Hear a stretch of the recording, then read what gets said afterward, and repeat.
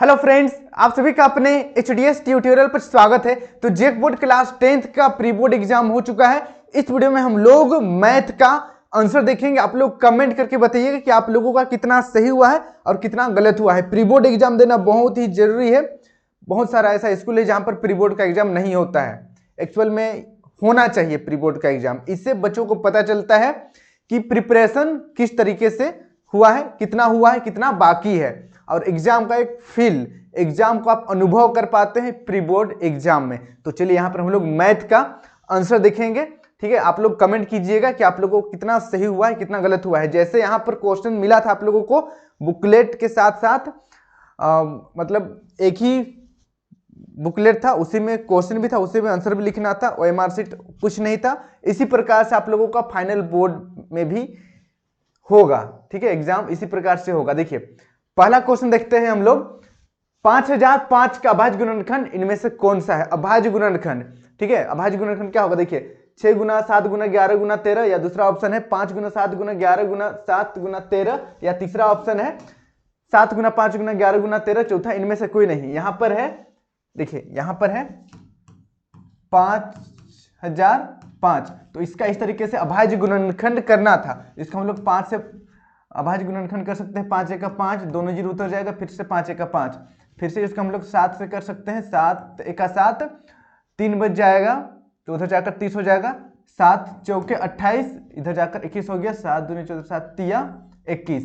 उसके बाद इसको हम लोग फिर से कर सकते हैं, 11 से कर सकते हैं। ठीक है, 11 1 11, 14 में 11 कैंसिल हो गया तो 3 बचेगा, 3 उधर जाकर 33 हो गया। 11 तिया 33, यानी कि क्या क्या आया है हमारे पास? देखिए यहाँ पर 5 7 11 और 13 अभाज्य गुणनखंड आएगा ही आप लोगों को फाइनल बोर्ड एग्जाम में, कंफर्म है, ये आता ही है। बस हो सकता है ये अलग क्वेश्चन रहे, लेकिन अभाज्य गुणनखंड आएगा।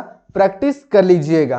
तो यहाँ पर देखिए 7 गुना 5 गुना 11 गुना 13, तो यहाँ पर ऑप्शन नंबर तीसरा बिल्कुल सही हो जाएगा।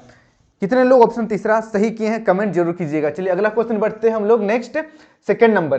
देखिए यदि विभाजन एल्गोरिथम a = b³ + r में a बराबर 72 दिया हुआ है, q बराबर 8 दिया हुआ है, r बराबर 0 है, तो b का मान क्या होगा? देखिए b का मान निकालना है। a = b³ + r। a का मान यहाँ पर देखिए 72 दिया गया है, 72 लिख देंगे बराबर। b का वैल्यू हम लोगों को निकालना है तो b ही छोड़ देते हैं इंटू q। q का वैल्यू देखिए 8 है, 8 लिखेंगे जोड़, r का वैल्यू 0 है, 0 हो गया। ठीक है, अब यहाँ पर = b 0 हो गया, उसको छोड़ देंगे। यहाँ पर 72 बटे 8 को इधर लाएंगे तो भागा में हो जाएगा। 8 1 8, 8 9 72, b बराबर 9 हो गया, यानी कि 9 बराबर b। तो 9 ऑप्शन नंबर तीसरा बिल्कुल सही हो जाएगा। ओके, इसी तरीके से इजी क्वेश्चन ही पूछा जाएगा आप लोगों से।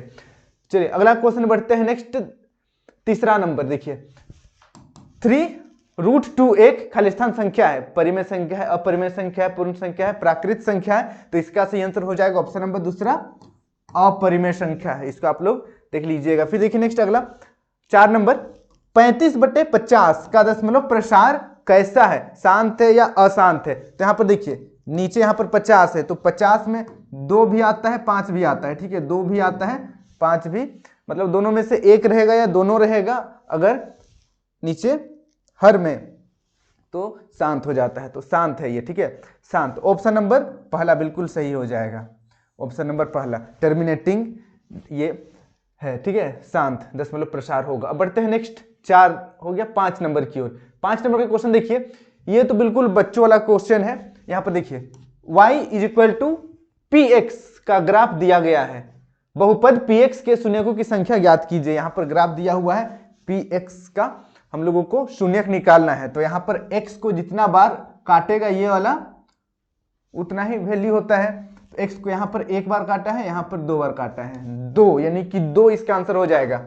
ऑप्शन नंबर तीसरा बिल्कुल सही हो जाएगा। अब बढ़ते हैं नेक्स्ट अगला 6 नंबर की ओर। द्विघात बहुपद 3x² द्विघात बहुपद 3x² - 12x का शून्यक क्या होगा? शून्यक निकालना है इसको। देखिए शून्यक भी आप लोगों से पूछा जाएगा, अच्छी तरीके से प्रैक्टिस कर लीजिएगा।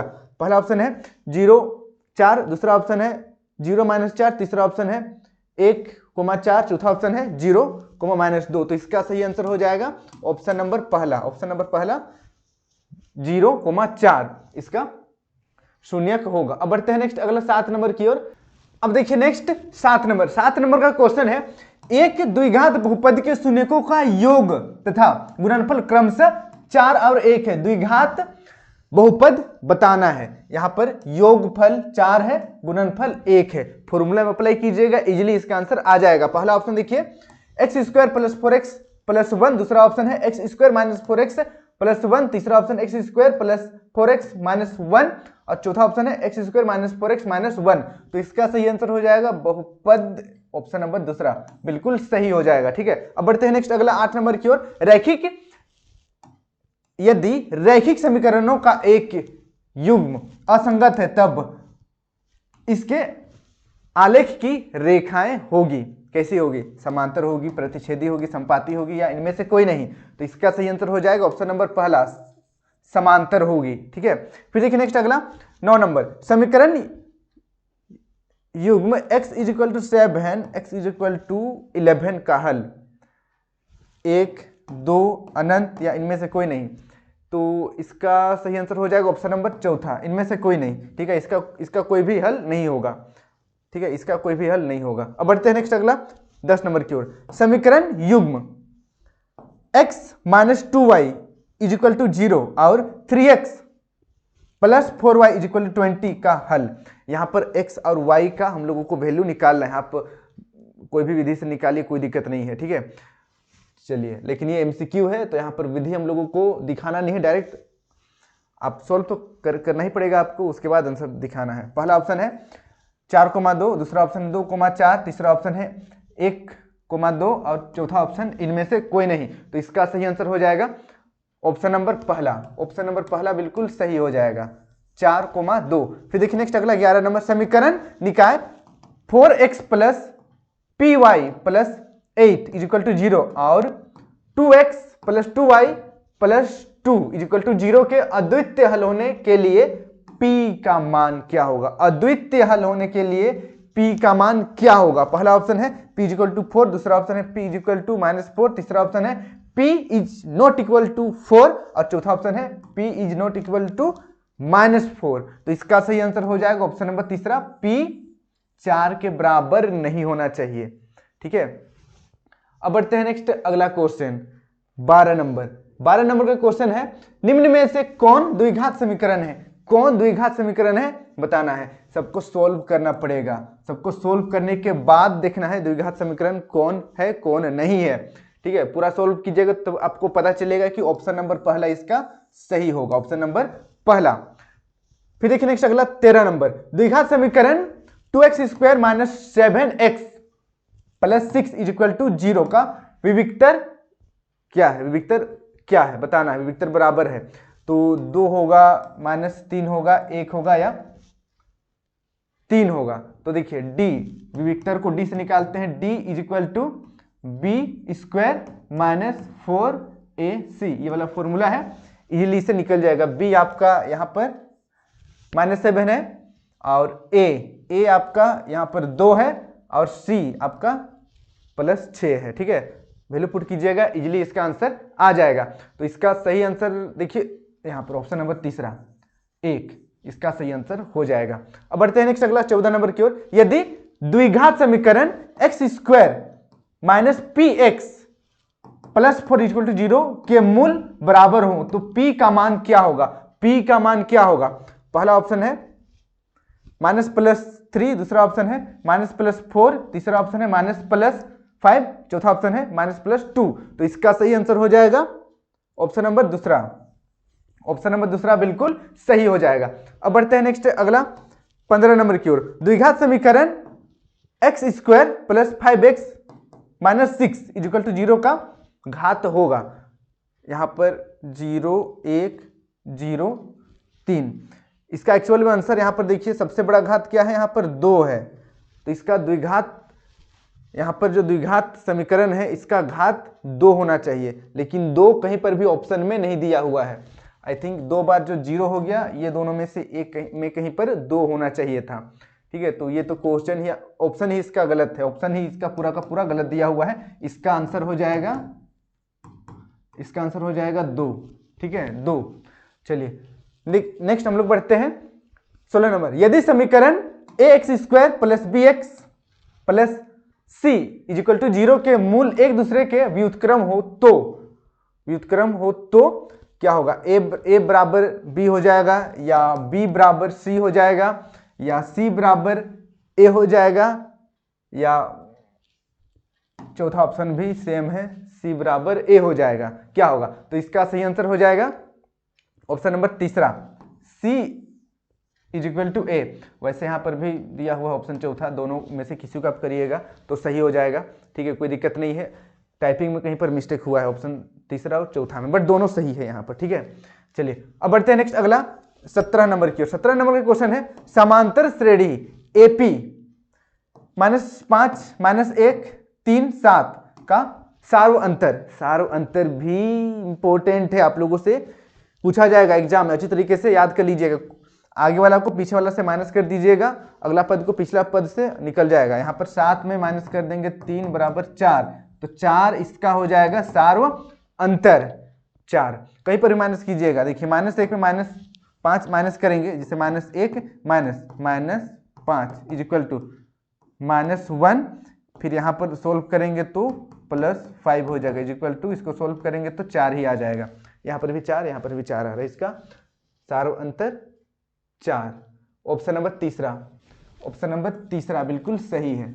अब बढ़ते हैं नेक्स्ट अगला 18 नंबर की ओर। एपी का दूसरा पद क्या होगा जिसका प्रथम पद a बराबर 4 दिया हुआ है, d यानी कि सार्व अंतर -3। तो बस यहाँ पर प्रथम पद में हम लोग d जोड़ देंगे, दूसरा पद मिल जाएगा। प्रथम पद 4 है, जोड़ -3 बराबर 4 -3 बराबर 1, तो इसका सही आंसर हो जाएगा 1, ऑप्शन नंबर पहला। ये दूसरा पद है एपी का। अब देखिए नेक्स्ट 19 नंबर। यदि 2,a,8 ... समांतर श्रेणी में हो तो a का मान होगा। यहाँ पर a का मान निकालना है हम लोगों को। ठीक है, तो देखिए पहला ऑप्शन है 3, दूसरा ऑप्शन है 4, तीसरा ऑप्शन है 5, चौथा ऑप्शन है 6। तो यहाँ पर सही आंसर हो जाएगा ऑप्शन नंबर तीसरा 5, ऑप्शन नंबर तीसरा 5 इसका सही आंसर हो जाएगा।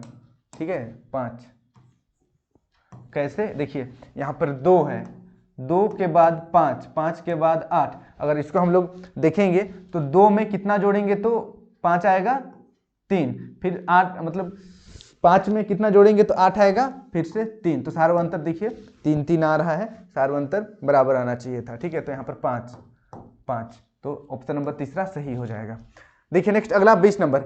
एक समकोण त्रिभुज में कर्ण 13 सेंटीमीटर, एक भुजा 12 सेंटीमीटर, तो शेष भुजा की लंबाई क्या होगा? शेष भुजा की लंबाई क्या होगा? पाइथागोरस थ्योरम यहाँ पर अप्लाई करेंगे हम लोग, इजिली इसका आंसर आ जाएगा। कर्ण 13 है। ठीक है, एक मिनट, कर्ण 13 है, तो इसको चलिए हम लोग सोल्व करते हैं। कर्ण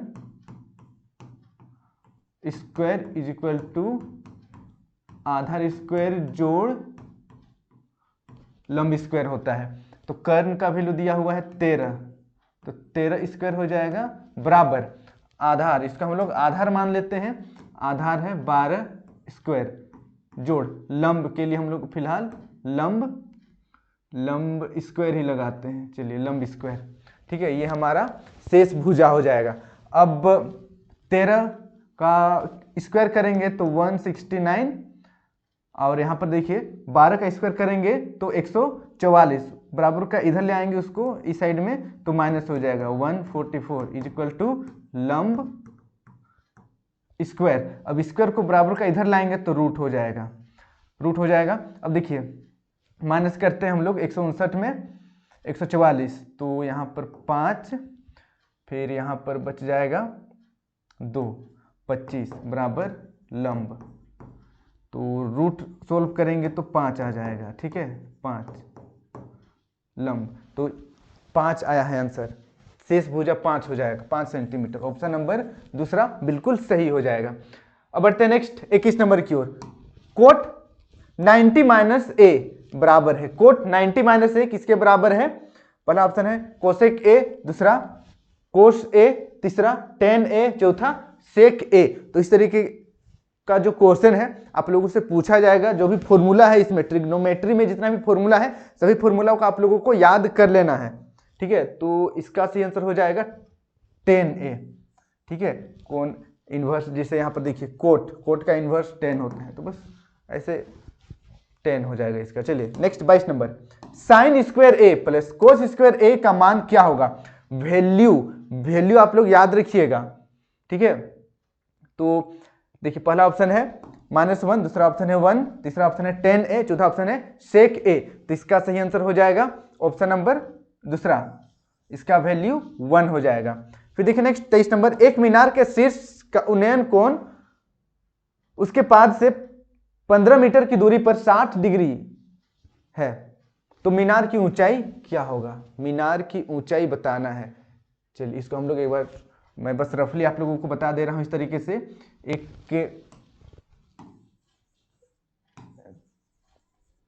त्रिभुज है, ठीक है, यहाँ पर समकोण त्रिभुज अप्लाई करेंगे हम लोग, क्योंकि इस तरीके का जो मैथ होता है उसको समकोण त्रिभुज से ही सोल्व किया जाता है। इस तरीके से है, यहाँ पर देखिए, यहाँ पर 60 डिग्री है, 60 डिग्री यहाँ पर देखिए, एक मिनट, यहाँ पर देखिए जो कोण है वो कितना डिग्री का है? 60 डिग्री है।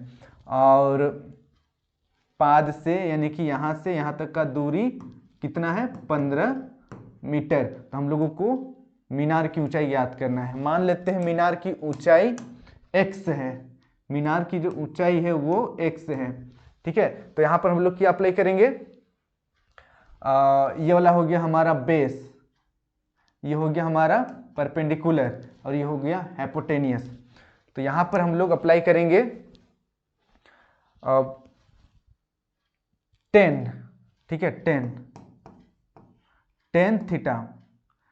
थीटा, बट थीटा के स्थान पे 60 रखेंगे हम लोग, 60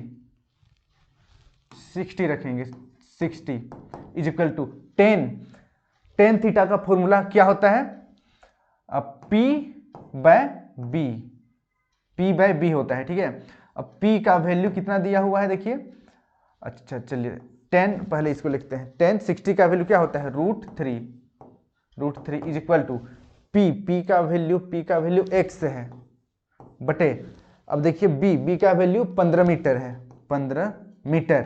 अब इसको सोल्व करेंगे हम लोग, यहाँ पर मैं सोल्व कर रहा हूँ, यहाँ पर सोल्व कर रहा हूँ, तो 15 इधर आएगा, √3 के साथ गुना हो जाएगा, 15 √3 हो जाएगा बराबर x, यानी कि x का वैल्यू आ चुका है 15√3। ऑप्शन नंबर दूसरा बिल्कुल सही हो जाएगा। इसका आप लोग प्रैक्टिस कर लीजिएगा, इंपॉर्टेंट क्वेश्चन है। 24 नंबर का क्वेश्चन है, किसी वृत्त पर बाह्य बिंदु से खींची गई रेखाओं की संख्या होगी।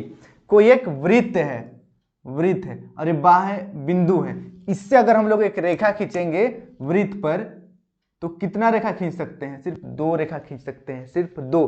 पहला ऑप्शन है 4, दूसरा ऑप्शन है 3, तीसरा ऑप्शन है 2, चौथा ऑप्शन है 1। तो इसका ऑप्शन तीसरा बिल्कुल सही हो जाएगा। 2 रेखा हम लोग खींच सकते हैं एक बिंदु से जो बाह्य है, बाह्य बिंदु से, ठीक है।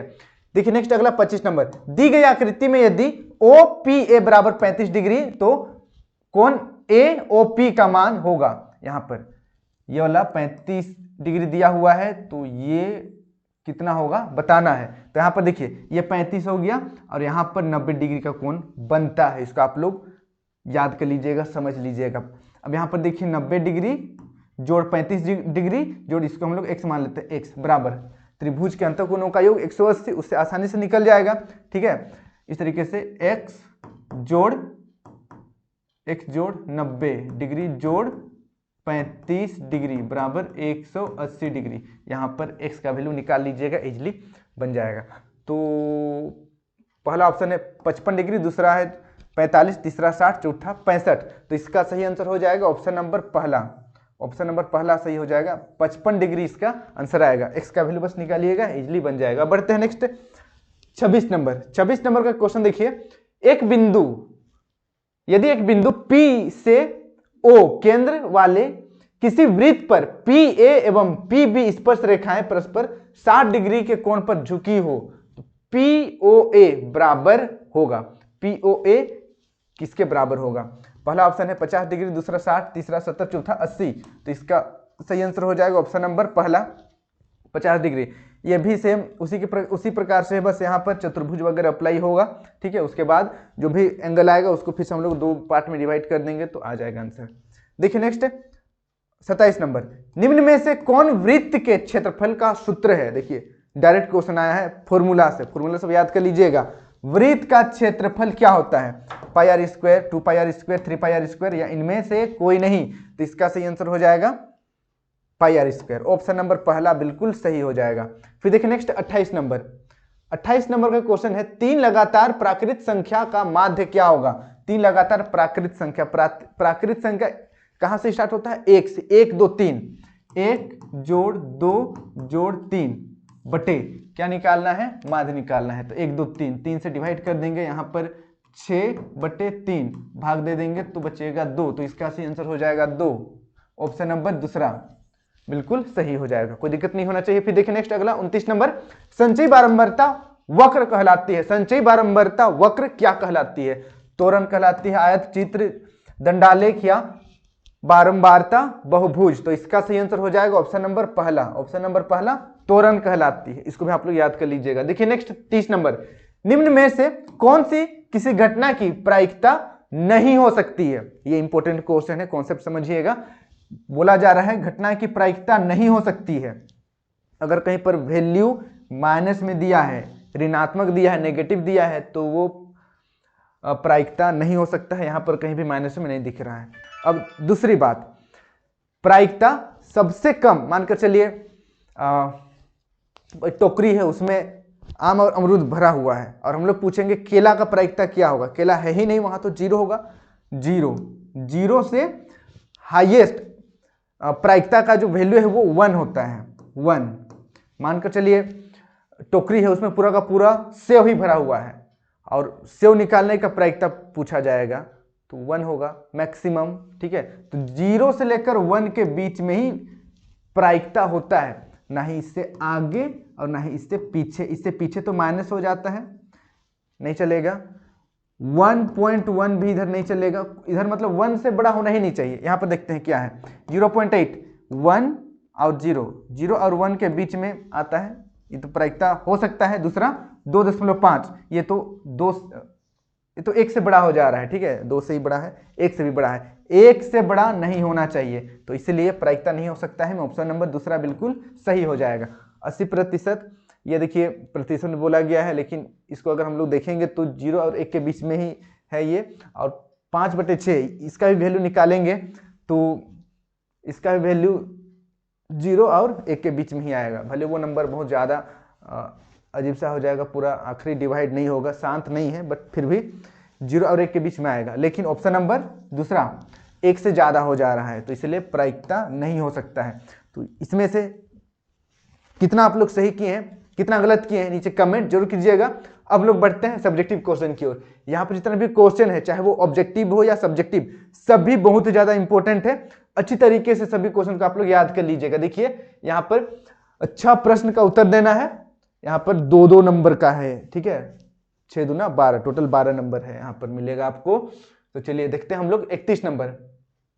31 नंबर का क्वेश्चन देखिए, 31 नंबर का क्वेश्चन है, संख्या 6, 72 और 120 का अभाज्य गुणनखंड विधि द्वारा एलसीएम ज्ञात करें। अभाज्य गुणनखंड विधि द्वारा एलसीएम ज्ञात करना है, तो चलिए इसको हम लोग सोल्व करते हैं। तो चलिए इसका आंसर देखते हैं। देखिए संख्या 6, 72, 120 का अभाज्य गुणनखंड विधि द्वारा एचसीएफ और एलसीएम ज्ञात करें। क्वेश्चन में सिर्फ एलसीएम निकालना है, लेकिन मैं आप लोगों को एचसीएफ निकालने में बताऊंगा। हो सकता है प्री बोर्ड में एलसीएम पूछा है और फाइनल में एचसीएफ पूछ दे। देखिए सबसे पहले 6, 72 और 120 का अभाज्य गुणनखंड करेंगे। 6 का अभाज्य गुणनखंड इस प्रकार से करेंगे, 2 3 6। इसी प्रकार से आपको 72 का भी कर लेना है और 120 का भी कर लेना है। करने के बाद यहाँ पर देखिए 6 का हो जाएगा 2 गुना 3, 72 का हो जाएगा 2 का घात 3 और 3 का गुना 3 का घात 2। फिर 120 का हो जाएगा 2 का घात 3 गुना 3 गुना 5। एचसीएफ देखना है कि यहाँ पर और यहाँ पर तीनों अभाज्य गुणनखंड में क्या क्या कॉमन है, कौन कौन संख्या सेम सेम है। जैसे यहाँ पर 2 है, यहाँ पर 2 है, खैर 3 बार 2 है लेकिन 2 तो है ना, तो इसलिए इसको लिखना है।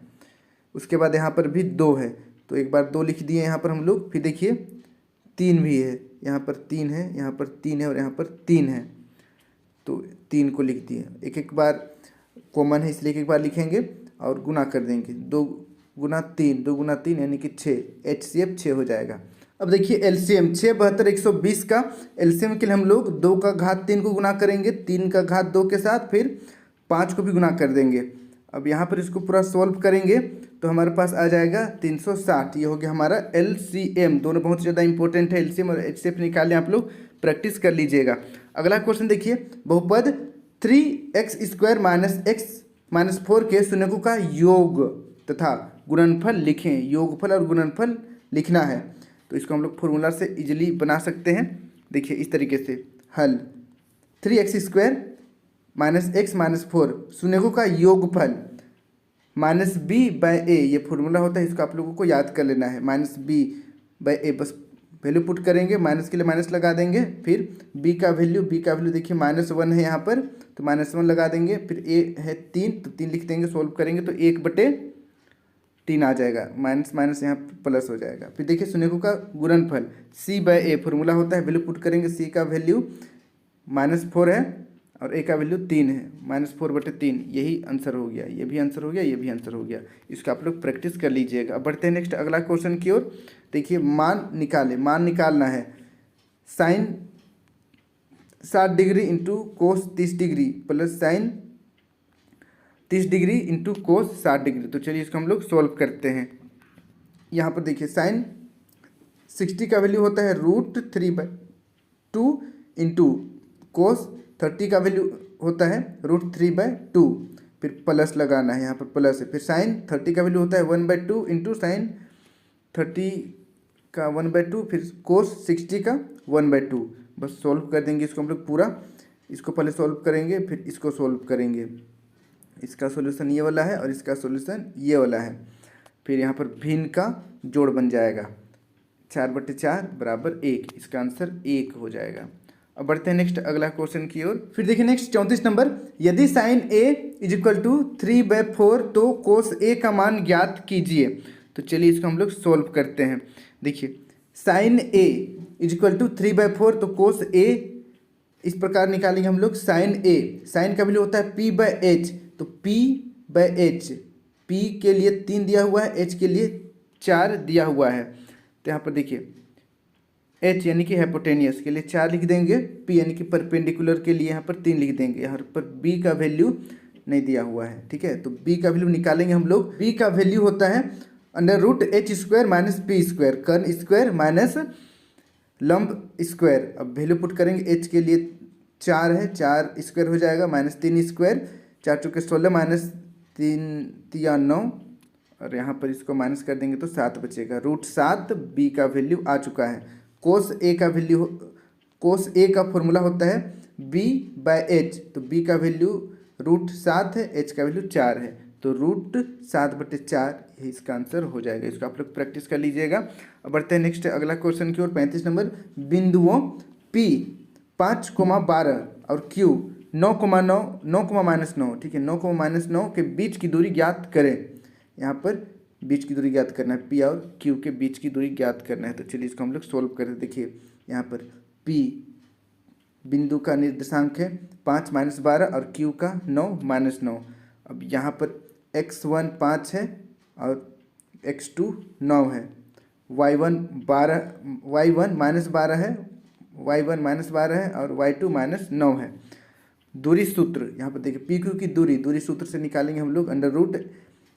√x2 - x1 का whole square plus y2 - y1 का होल स्क्वायर होता है फॉर्मूला। बस वैल्यू पुट करेंगे। x2 का वैल्यू यहाँ पर देखिए 9 है और x1 का वैल्यू 5 है, प्लस के लिए प्लस लगा देंगे। y2 का वैल्यू -9 है, फिर y1 का वैल्यू -12 है, होल स्क्वायर कर देंगे और यहाँ पर इसको सोल्व करेंगे तो 4 बचेगा, 4 का स्क्वायर। फिर इसको सोल्व करेंगे पूरा।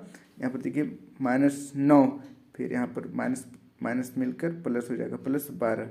अब यहाँ पर देखिए 4 चौके 16 और यहाँ पर 12 में 9 माइनस करेंगे 3 बचेगा, 3 का स्क्वायर हो जाएगा। और देखिए यहाँ पर रूट के लिए रूट लगा देंगे, फिर 16 है और यहाँ पर 3 तिया 9, 16 प्लस 9 दोनों को जोड़ेंगे तो 25 हो जाएगा। अंडर रूट 25 को सोल्व करेंगे तो 5 इसका आंसर हो जाएगा। दूरी पी क्यू की दूरी 5, इसका आप लोग याद कर लीजिएगा, ये इसका आंसर हो गया। अब बढ़ते हैं नेक्स्ट अगला क्वेश्चन की ओर। अगला क्वेश्चन देखिए 36 नंबर। 4 सेंटीमीटर त्रिज्या वाले एक वृत्त के एक त्रिज्यखंड का क्षेत्रफल ज्ञात करें जिसका कोण 30 डिग्री है। तो चलिए इसको सोल्व करते हैं। यहाँ पर देखिए इस प्रकार से आपको डायग्राम बना लेना है। त्रिज्यखंड है और यहाँ पर 30 डिग्री का कोण बना हुआ है। यहाँ पर देखिए यहाँ r बराबर 4 सेंटीमीटर है, थीटा 30 डिग्री है। त्रिज्यखंड का क्षेत्रफल का फॉर्मूला होता है पाई r स्क्वायर थीटा बटे 360।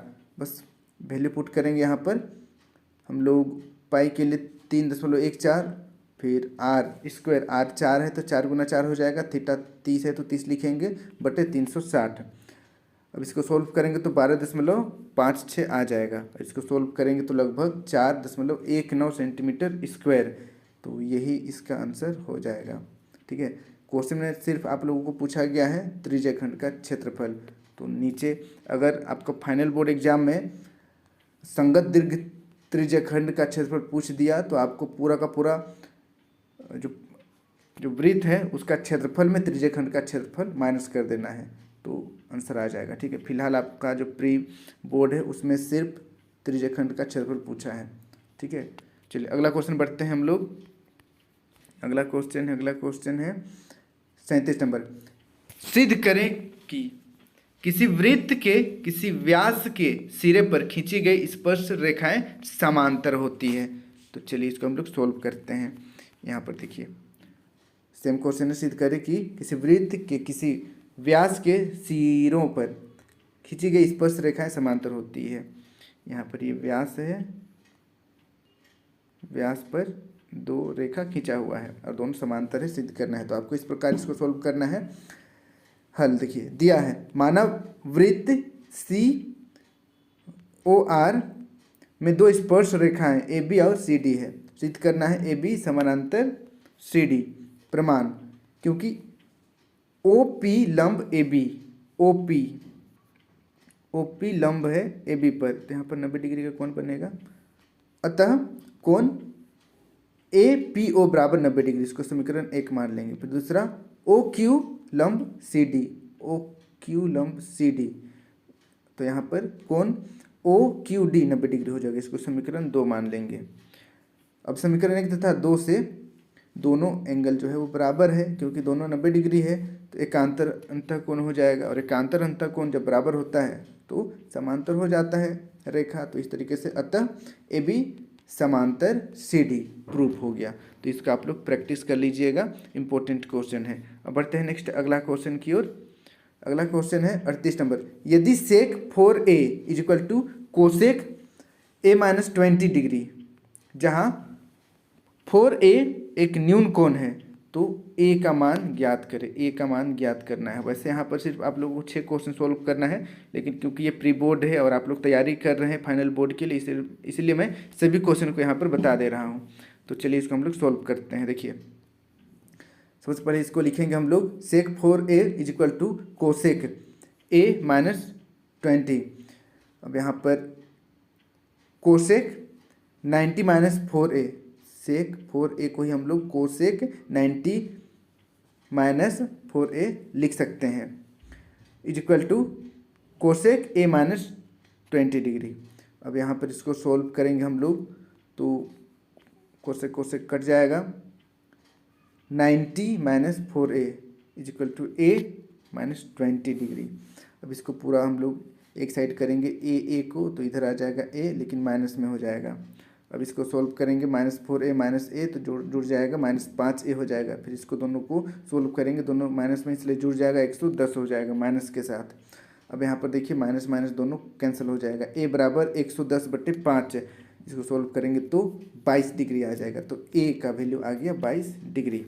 इसको आप लोग याद कर लीजिएगा, प्रैक्टिस कर लीजिएगा मैथ को। अब बढ़ते हैं नेक्स्ट अगला क्वेश्चन की ओर। अगला देखिए यहाँ पर लघुत्तरीय किन्हीं 6 प्रश्नों के उत्तर दें, 3-3 नंबर के लिए है। यहाँ पर भी टोटल 6 क्वेश्चन बनाना है। चलिए टोटल आपको यहाँ पर लगभग 1 2 3 4 5 6 7 8, यहाँ पर भी 8 क्वेश्चन में से 6 क्वेश्चन को बनाना है। देखिए 39 नंबर, सिद्ध करें कि 6 प्लस रूट 2 एक अपरिमेय संख्या है। बहुत ज़्यादा इंपॉर्टेंट क्वेश्चन है, तो इसका आपको इस प्रकार सॉल्व करना है। देखिए माना 6 प्लस रूट 2 एक परिमेय संख्या है। 6 plus root 2 is equal to a/b। अब इसको हम लोग सॉल्व करेंगे। रूट 2 को इधर ही छोड़ देंगे, 6 को बराबर का दूसरे साइड ले आएंगे, तो यहाँ पर हो जाएगा रूट 2 a/b माइनस 6। चूँकि a और b पूर्णांक है इसलिए a/b माइनस 6 एक परिमेय संख्या है, अर्थात रूट 2 एक परिमेय संख्या है। परंतु इससे इस तथ्य का विरोधाभास प्राप्त होता है कि रूट 2 एक अपरिमेय संख्या है, अतः 6 प्लस रूट 2 एक अपरिमेय संख्या है। इसको आप लोग प्रैक्टिस कर लीजिएगा। अब बढ़ते हैं नेक्स्ट अगला 40 नंबर की ओर। देखिए उस AP का 31वां पद ज्ञात करें जिसका 11वां पद 38 और 16वां पद 73 है। तो चलिए इसको हम लोग सॉल्व करते हैं। यहाँ पर देखिए उस AP का 31वां पद ज्ञात करें जिसका 11वां पद 38 और 16वां पद 73 है। यहाँ पर देखिए AP का फॉर्मूला यहाँ पर लिखा हुआ है, क्योंकि AN बराबर A plus n minus 1 into D. बस वैल्यू पुट करेंगे हम लोग। AN 11वां पद 38 है, फिर A के लिए A लिख देंगे, n माइनस 1 10 हो जाएगा इंटू डी 10D हो जाएगा। यहाँ पर इसको समीकरण 1 मान लेंगे। पुनः A16 यहाँ पर 16वां पद 73 है, तो 16वां पद यहाँ पर 73 लिख देंगे, और n 16 है माइनस 1 तो 15, और d के साथ गुना करेंगे तो 15D हो जाएगा, और a को यहाँ पर सेम टू सेम उतार देना है। इसको समीकरण 2 मान लेंगे। समीकरण 1 तथा 2 से इसको माइनस करेंगे तो minus 5D is equal to minus 35 हो जाएगा। अब माइनस माइनस कट जाएगा, d का वैल्यू निकालेंगे। यहाँ पर देखिए 35/5, तो इसका वैल्यू हो जाएगा 7, 5 7 35, d का वैल्यू 7 आ गया है। अब समीकरण 1 से d का वैल्यू रखेंगे हम लोग, तो a का वैल्यू आराम से मिल जाएगा हम लोगों को। तो यहाँ पर देखिए d का वैल्यू 7 आया है, तो d के जगह पर 7 लिख देंगे। तो a प्लस 10 गुना 7 बराबर 38 आ चुका है। फिर देखिए दूसरा आया, यहाँ पर a बराबर 38 माइनस 70, तो 70 में 38 माइनस करेंगे तो माइनस 32 आ जाएगा। अब देखिए यहाँ पर A31 क्योंकि हम लोगों को यहाँ पर 31वां पद ज्ञात करना है, तो इसलिए A31 लिखेंगे हम लोग। A प्लस 30D, बस D का वैल्यू रखेंगे हम लोग यहाँ पर, A का वैल्यू रखेंगे हम लोग, सोल्व करेंगे इजीली आ जाएगा 178 31वां पद होगा। इसको आप लोग प्रैक्टिस कर लीजिएगा, इस तरीके से क्वेश्चन पूछा जाएगा। अब बढ़ते हैं नेक्स्ट अगला क्वेश्चन की ओर। 41 नंबर, हल करें 2/x plus 2/y is equal to 13, 5/x माइनस 4/y बराबर -2। ये दोनों को हल करना है, एक्स वाई का वैल्यू निकालना है। तो चलिए इसको हम लोग सॉल्व करते हैं। देखिए सबसे पहले यहाँ पर हम लोग क्वेश्चन को लिख देंगे। यहाँ पर देखिए 2/x को हम लोग लिख सकते हैं 2 गुना 1/x, कोई अंतर नहीं है, ठीक है, सेम ही वैल्यू आएगा। तो इसलिए 2/x को हम लोग लिखे हैं 2 गुना 1/x। फिर 3/y को हम लोग लिखे हैं 3 गुना 1/y बराबर 13। इसको समीकरण 1 मान लेंगे। फिर दूसरा देखिए, इसको भी सेम यहाँ पर लिख दिए हैं, इसको समीकरण दूसरा मान लेंगे। माना 1/x is equal to p और 1/y is equal to q। अब यहाँ पर देखिए जो समीकरण है वो थोड़ा सा छोटा हो गया, यहाँ पर बटे का झंझट हम लोग ख़त्म कर चुके हैं। 1/x को p मान लिए हैं, 1/y को हम लोग q मान लिए हैं। तो 2p plus 3q is equal to 13 समीकरण तीसरा। और चौथा समीकरण हो जाएगा 5p minus 4q is equal to -2। ये समीकरण चौथा हो गया। समीकरण तीसरा को 4 से तथा चौथा को 3 से गुना करके जोड़ने पर यहाँ पर हम लोगों को 8p + 12q is equal to 52 मिल जाएगा। और दूसरा जो है वो 15p - 12q - 6। अब इसको सोल्व करेंगे तो 23p = 46 आ जाएगा। यहाँ पर ये दोनों माइनस प्लस होकर कट जाएगा। p बराबर यहाँ पर सोल्व करेंगे तो 2 आ जाएगा। p बराबर 2 आ गया है। p का मान समीकरण तीसरा में रखने पर 2p + 3q is equal to 13। यहाँ पर हम लोग p का मान रखेंगे। p का मान रखेंगे तो यहाँ पर 2 × 2 जोड़ 3 × q बराबर 13। अब यहाँ पर 3q इज इक्वल टू 13 - 4, 2 दूना 4 हो जाएगा। 4 को बराबर का दूसरे से ले जाएंगे तो -4 हो जाएगा। अब यहाँ पर 13 में 4 माइनस कर देंगे तो 9 हो जाएगा। 3q = 9। अब यहाँ पर q का वैल्यू निकालेंगे तो 3 आ जाएगा।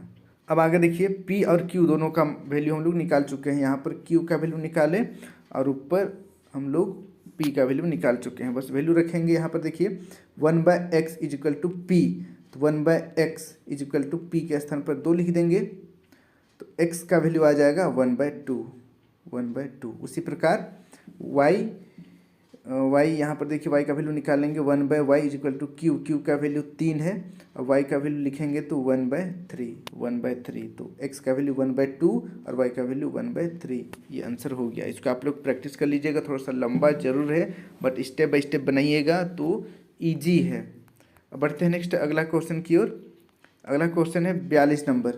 उस बिंदु के निर्देशांक ज्ञात करें जो बिंदु -1 7 4 -3 को मिलाने वाले रेखाखंड को 2:3 के अनुपात में विभाजित करता है। तो चलिए इसको हम लोग सोल्व करते हैं। यहाँ पर देखिए इसको आपको इस प्रकार सोल्व करना है। माना अभिष्ट बिंदु P x y है। मान के चलिए यहीं पर 2:3 अनुपात में विभाजित कर रहा है मान लेते हैं हम लोग। और ये P है x y। अब यहाँ पर देखिए विभाजन सूत्र से x is equal to, formula को आप लोग याद कर लीजिएगा, x is equal to m1 x2 + m2 x1 / m1 + m2। बस वैल्यू पुट करेंगे यहाँ पर तो हमारा आ जाएगा 1। x बराबर 1 आ चुका है सोल्व करने के बाद। उसी प्रकार y का वैल्यू देखिए यहाँ पर y का जो फॉर्मूला है उसको यहाँ पर अप्लाई करेंगे। y निकालने का फॉर्मूला है m1 y2 + m2 y1 / m1 + m2। Value रखेंगे और इसको सोल्व करेंगे तो 3 आ जाएगा। इस प्रकार बिंदु P का निर्देशांक x का वैल्यू 1 है, y का वैल्यू 3। यही इसका आंसर हो गया। इसे आप लोग प्रैक्टिस कर लीजिएगा। इंपॉर्टेंट क्वेश्चन है। बढ़ते हैं नेक्स्ट अगला क्वेश्चन की ओर। अगला क्वेश्चन है 43 नंबर। सिद्ध करें cosec theta minus cot theta square is equal to 1 - cos by 1 + cos theta. तो इसको हम लोगों को सिद्ध करना है। तो चलिए इसको हम लोग सॉल्व करते हैं। यहाँ पर देखिए LHS लेंगे हम लोग, इसको बस लेंगे और इतना आंसर में ले आएंगे। राइट हैंड साइड इतना ले आएंगे हम लोग। देखिए LHS cosec theta minus cot theta whole square. Cosec को हम लोग 1/sin थीटा लिख सकते हैं, कोट को हम लोग लिख सकते हैं cos/sin थीटा, फिर इसका होल स्क्वायर हो जाएगा। अब यहाँ पर इसको हम लोग भिन्न का घटाव करेंगे। देखिए sin थीटा भिन्न के नीचे दोनों सेम रहता है तो एक बार लिख देते हैं, ऊपर सेम टू सेम माइनस कर देते हैं। तो यहाँ पर भिन्न का घटाव ही है ये, ठीक है। 1/cos theta sin theta whole square हो जाएगा। अब यहाँ पर स्क्वायर जो है ये ऊपर के लिए भी है और नीचे के लिए भी है, तो दोनों में हम लोग स्क्वायर लगा देंगे। यहाँ पर भी स्क्वायर, यहाँ पर भी स्क्वायर लगा दिए हैं, होल स्क्वायर को हटा दिए हैं बस। अब देखिए यहाँ पर 1 - cos थीटा स्क्वायर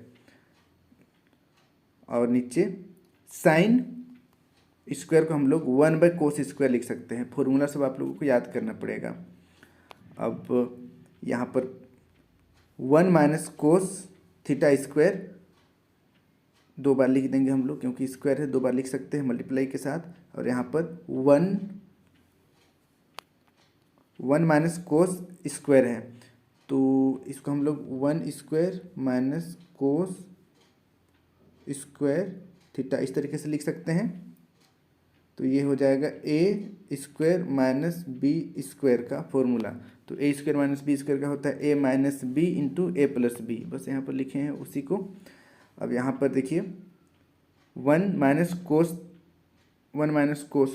कोस कट जाएगा, तो यहाँ पर बचेगा 1 माइनस कोस थीटा, फिर नीचे 1 प्लस कोस थीटा RHS। यही तो हम लोगों को प्रूव करना था, प्रूव हो चुका है। इसे आप लोग प्रैक्टिस कर लीजिएगा, इस तरीके से भी क्वेश्चन आएगा। थोड़ा सा डिफिकल्ट लगेगा आप लोगों को, अगर आप लोग फॉर्मूला सब याद कर लीजिएगा, कन्वर्जन इन्वर्जन सब आप लोग याद कर लीजिएगा तो इजीली बन जाएगा। चलिए अब बढ़ते हैं नेक्स्ट अगला क्वेश्चन की ओर। अगला क्वेश्चन है 44 नंबर। देखिए 108 और 1032 का HCF यूक्लिड विभाजन एल्गोरिदम का प्रयोग करके ज्ञात करें। HCF ज्ञात करना है। तो देखिए यूक्लिड विभाजन एल्गोरिदम का प्रयोग, यूक्लिड विभाजन एल्गोरिदम के प्रयोग से देखिए चरण पहला यहाँ पर इसको इस प्रकार करना है, मैं आपको नीचे बता दूँ। यहाँ पर 408 से आपको 1032 को भाग देना पड़ेगा। तो इसको अगर हम लोग 2 बार देते हैं तो हो जाएगा 8 दूनी 16, 2 शून्य शून्य 1 हो जाएगा, ठीक है। 4 दूना 8 माइनस करेंगे तो यहाँ पर बच जाएगा 6 1 2, यानी कि ये हमारा भागफल आ चुका है, ये शेषफल आ चुका है। तो इसको हम लोग लिख सकते हैं, यहाँ पर मैं अलग से लिख रहा हूँ, ठीक है, ये अलग है। यहाँ पर 1032 बराबर 408 गुना 2 जोड़ 216, इसको हम लोग लिख सकते हैं 132 को, तो उसी को यहाँ पर लिखा हुआ है इस प्रकार से। पर 192 को भाग देंगे 24 से तो 8 बार में शेषफल 0 बच जाएगा। शेषफल 0 बच रहा है, लास्ट बार किससे भाग दिए थे? 24 से, तो 24 इसका HCF हो जाएगा। ये ज़्यादा हार्ड नहीं है, एक बार अगर आप समझ गए हैं यूक्लिड विभाजन एल्गोरिथम तो इजीली इसको आप बना पाइएगा। इसको प्रैक्टिस कर लीजिएगा। अब बढ़ते हैं नेक्स्ट अगला क्वेश्चन की ओर। 45 नंबर। दर्शाइए कि कोई धनात्मक पूर्णांक 4Q या 4Q+2 के रूप का होता है जहाँ Q एक पूर्णांक है। तो चलिए इसको हम लोग सोल्व करते हैं। यहाँ पर देखिए हल, माना भाज्य बराबर A, भाजक बराबर B बराबर 4, भागफल बराबर Q, शेषफल बराबर R, जहाँ 0 छोटा या बराबर होना चाहिए R से और R छोटा होना चाहिए 4 से, तब शेषफल क्या होगा? 1 2 3 या 1 2 3 ही होगा, ठीक है। 0 1 2 3 शेषफल हो जाएगा 0 या 1 या 2 या 3। यूक्लिड विभाजन एल्गोरिथम द्वारा A बराबर BQ+R धनात्मक पूर्णांक A1, यहाँ पर 4Q+0 = 4Q सम पूर्णांक 2 से विभाज्य। फिर देखिए A2 4Q+1 विषम पूर्णांक 2 से अविभाज्य। फिर देखिए A3 4Q+2 सम पूर्णांक 2 से विभाज्य। फिर देखिए नेक्स्ट A4 Q, यहाँ पर A4 में 4Q+3 विषम पूर्णांक 2 से अविभाज्य। धनात्मक समपूर्णांक ये वाला हो जाएगा, ये वाला हो जाएगा 4Q या 4Q+2 प्रूव्ड। तो इसको आप लोग प्रैक्टिस कर लीजिएगा, ये क्वेश्चन भी इम्पोर्टेंट है। अब बढ़ते हैं नेक्स्ट अगला क्वेश्चन की ओर। 46 नंबर। आकृति में एक चतुर्भुज OPBQ के अंतर्गत एक वर्ग OABC बना हुआ है। OABC यहाँ पर वर्ग बना हुआ है, ये वाला वर्ग बना हुआ है। यदि OA बराबर 20 सेंटीमीटर, OA ये वाला जो है वो 20 सेंटीमीटर है, 20 सेंटीमीटर, तो छायांकित भाग का क्षेत्रफल ज्ञात करना है।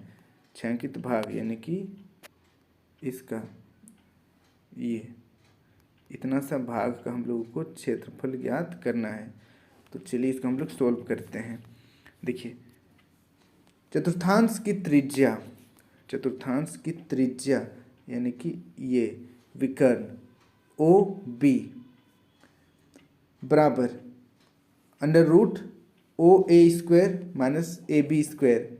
देखिए तो यहाँ पर ये वाला है 20, ये वाला भी 20, दोनों का स्क्वायर करके जोड़ देंगे तो ये हमारा कर्ण मिल जाएगा। ठीक है, तो इसको सोल्व करेंगे तो ओ बी कितना हो जाएगा 20√2 सेंटीमीटर। अब देखिए चतुर्थांश ओ पी बी क्यू का क्षेत्रफल, वृत्त का क्षेत्रफल होता है पाई आर स्क्वायर, तो ये चतुर्थांश है इसलिए बटे 4 हो जाएगा। तो 1/4 पाई आर स्क्वायर चतुर्थांश का क्षेत्रफल, वैल्यू पुट करेंगे तो हमारे पास आ जाएगा 128 सेंटीमीटर पूरा इसका क्षेत्रफल, पूरा का पूरा चतुर्थांश का क्षेत्रफल। अब हम लोगों को ये वाला बस निकालना है छांकित भाग का क्षेत्रफल, तो पूरा का पूरा चतुर्थांश में हम लोग वर्ग का क्षेत्रफल को माइनस कर देंगे। अब देखिए वर्ग ओ ए बी सी का क्षेत्रफल 20 स्क्वायर, भुजा क्या है 20 सेंटीमीटर है तो 20 स्क्वायर हो जाएगा यानी कि 400 सेंटीमीटर स्क्वायर। छांकित भाग का क्षेत्रफल 128 यानी कि पूरा चतुर्थांश का क्षेत्रफल माइनस कर देंगे वर्ग का क्षेत्रफल, माइनस कर देंगे 128 माइनस 400 बराबर 228 सेंटीमीटर स्क्वायर। ये हो गया इसका आंसर। इसको भी आप लोग प्रैक्टिस कर लीजिएगा, इंपॉर्टेंट क्वेश्चन है। अब बढ़ते हैं नेक्स्ट अगला क्वेश्चन की ओर। देखिए अब हम लोग बढ़ते हैं, यहाँ पर कोई भी 4 प्रश्न को बनाना है, 5 नंबरी है ये। ठीक है, बहुत ज़्यादा इंपॉर्टेंट है, अच्छी तरीके से प्रैक्टिस कर लीजिएगा। इसमें से 1 2 3 4 5 6 क्वेश्चन में से 5 क्वेश्चन बनाना है। 47 नंबर देखिए, द्विघात समीकरण 2x² माइनस 7x प्लस 3 = 0 के मूलों का अस्तित्व हो तो द्विघात सूत्र का प्रयोग कर मूल ज्ञात करें। तो चलिए इसको सोल्व करते हैं। देखिए यहाँ a बराबर 2, b बराबर -7, c बराबर 3, d का अभिविक्तर का फॉर्मूला होता है b² - 4ac। वैल्यू पुट करेंगे यहाँ पर तो हमारा d आ जाएगा 25। 25 0 से देखिए बड़ा है इसलिए d जो है वो बड़ा हो जाएगा 0 से, अतः इसके वास्तविक मूल है 0 से बड़ा हो रहा है d, इसलिए वास्तविक मूल हो जाएगा। द्विघात सूत्र देखिए, द्विघाती सूत्र x = -b, ये भी फॉर्मूला है, इसको आप लोग याद कर लीजिएगा। द्विघाती सूत्र है x = -b plus minus √d/2a। Value put करेंगे तो x का वैल्यू आ जाएगा यहाँ पर, x का वैल्यू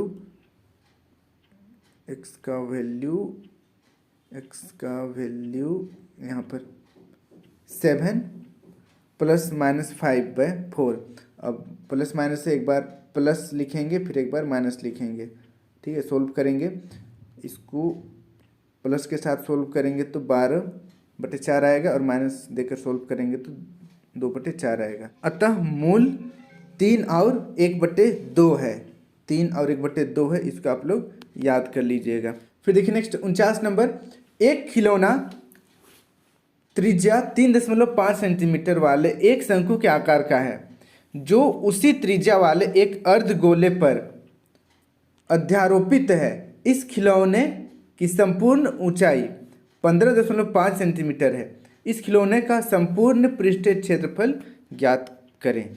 तो चलिए इसको सोल्व करते हैं। यहाँ पर देखिए अर्धगोले की त्रिज्या यानी कि r बराबर 3.5, इसको सोल्व करेंगे तो 7/2 सेंटीमीटर हो जाएगा। खिलौने की कुल ऊंचाई 15.5 सेंटीमीटर है। शंक्वाकार भाग की ऊंचाई यहाँ पर h - 3.5 कर देंगे, इजली निकल जाएगा। तो यहाँ पर देखिए h का वैल्यू 15.5 है माइनस 3.5, सोल्व करेंगे तो 12 सेंटीमीटर आ जाएगा शंक्वाकार भाग का ऊंचाई। अब देखिए शंकु की तिर्यक ऊंचाई L का फॉर्मूला अप्लाई करेंगे √r² - l², बस वैल्यू पुट करेंगे यहाँ पर हम लोग, फिर सोल्व कर देंगे तो 25/2 सेंटीमीटर आ जाएगा L यानी कि तिर्यक ऊंचाई। खिलौने का कुल पृष्ठीय क्षेत्रफल यानी कि संपूर्ण पृष्ठीय क्षेत्रफल 2πr² + πrl, बस वैल्यू रखते जाना है और इसको सोल्व कर देना है।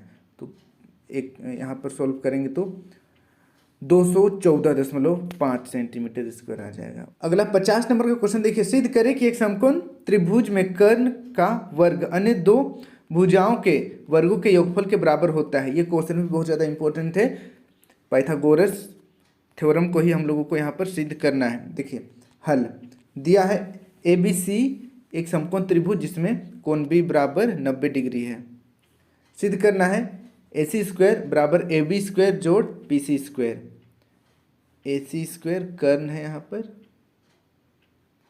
कर्ण है, और बी सी ये हमारा आधार है, और ये वाला ए बी लंब है। अगर देखिए रचना, बी डी लंब ए सी खींचा, बी डी लंब ए सी खींचा। प्रमाण, त्रिभुज ए बी सी एवं त्रिभुज ए बी डी में एंगल ए बी सी बराबर एंगल ए बी डी दोनों 90 डिग्री का हो जाएगा। A B C. फिर देखिए नेक्स्ट अगला, कोण ए बराबर कोण ए उभयनिष्ठ, कोण ए बराबर कोण ए उभयनिष्ठ हो जाएगा। ए समरूपता उप प्रमेय से दोनों त्रिभुज समरूप हो जाएगा। अब यहाँ पर देखिए ए बी बटे ए डी बराबर ए सी बटे ए बी। अब इसको सॉल्व करेंगे हम लोग, तो ए बी उधर क्रॉस मल्टीप्लाई करेंगे तो ए बी स्क्वायर हो जाएगा, ए सी गुना ए डी, इसको समीकरण 1 मान लेंगे हम लोग। इसी प्रकार त्रिभुज ए बी सी समरूप त्रिभुज बी डी सी, अतः बी सी बटे सी डी बराबर ए सी बटे बी सी।